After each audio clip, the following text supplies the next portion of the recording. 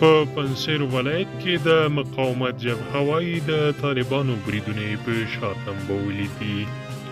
د پښتون وایس درنو لیدونکو السلام علیکم، وخت مو بخیر، ستړي مه شئ. ستاسې پام راوړم د دې ساعت تازه لنډ او مهم خبر ته.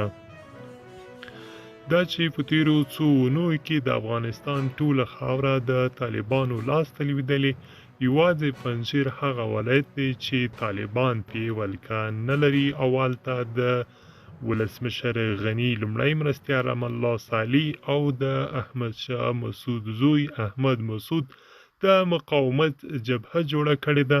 تازه یې ځینو رسنیو ته احوال ورکړی چې تېره شپه او نن شپه ځینو طالب چارواکو د دوی په ځینو مقاومت غړو باندې بریدونه کړي دي او د طالبانو بریدونه یې په شا تمبولي دي. دوی دا ادعا هم کړې ده چې د طالبانو ډلې ته درانه تلفات اړولي دي.